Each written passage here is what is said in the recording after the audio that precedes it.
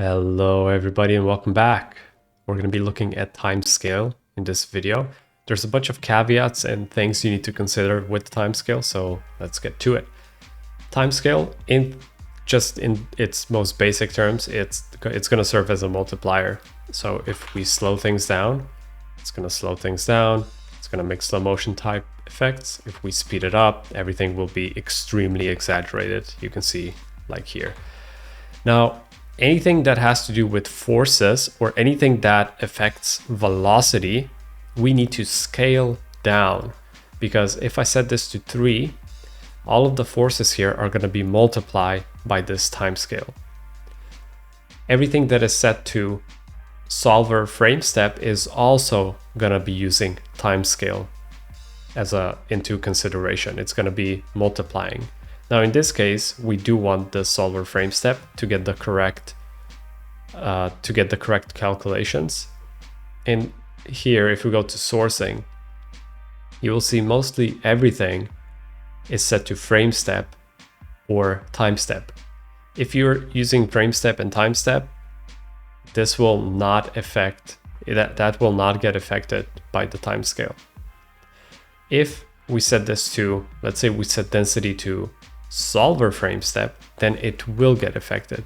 You can see now we're emitting more density because we're multiplying it by 3. If we slow this down, we're going to be emitting less density because it's being affected.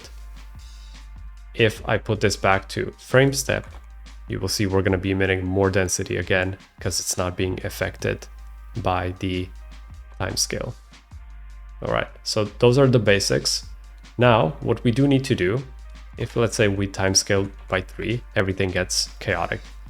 What you can do is just eyeball all the forces or all the settings here and just multiply them down.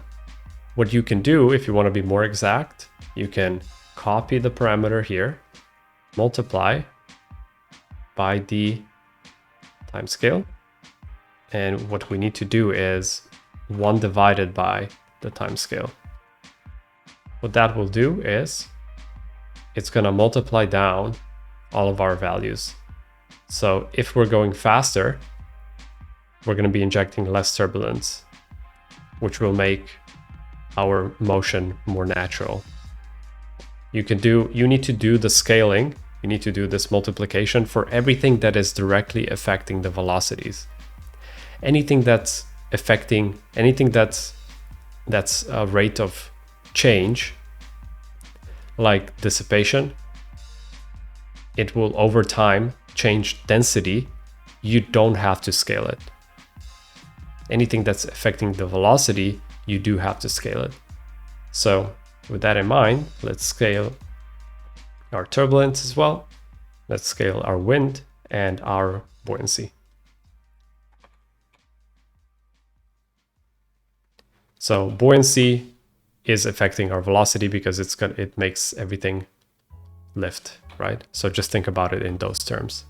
Now, it's still a bit exaggerated even though we scaled everything down. So if you want, you can scale it further by, dividing by 2. So you're going to get even less disturbance in that case. Or what I usually do, I multiply by 0.5 rather.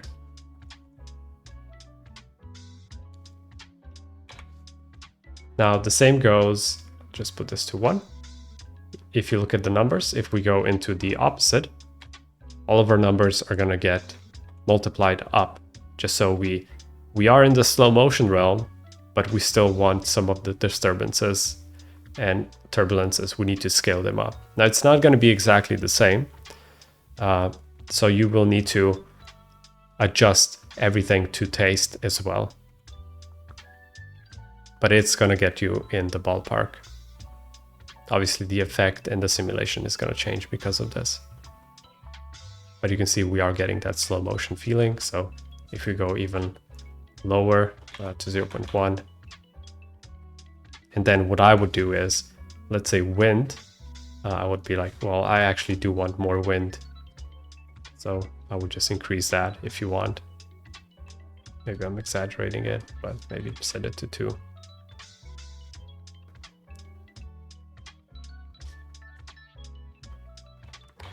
Another thing to keep in mind is, we go back to 1.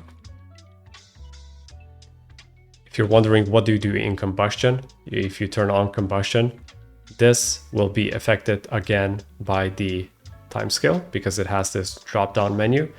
I would recommend that you leave it to solver time step.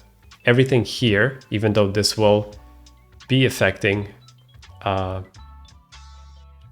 your simulation, will actually be controlled by this burn. So you don't need to scale these values like we were scaling our forces here.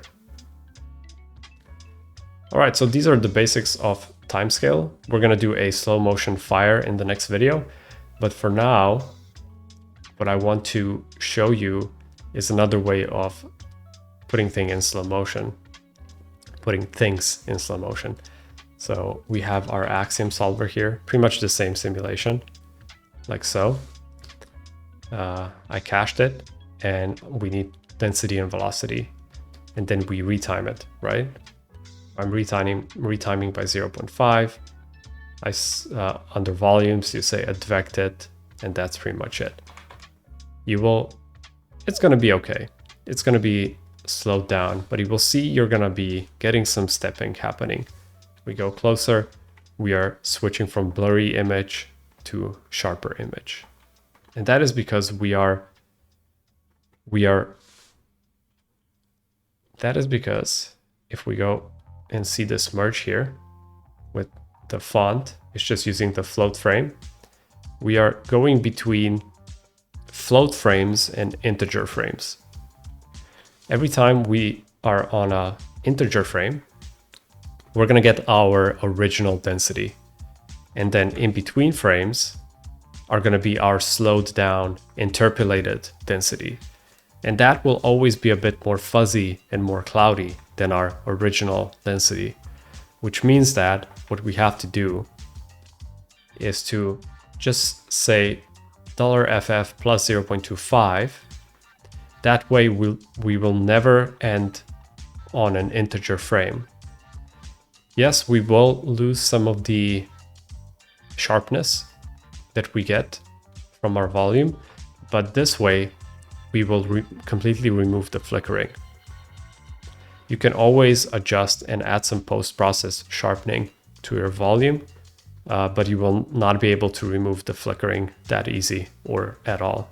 So that's a cool hack if you want to do proper slow motion.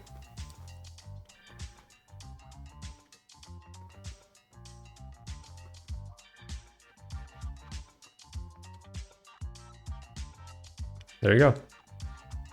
Butter smooth.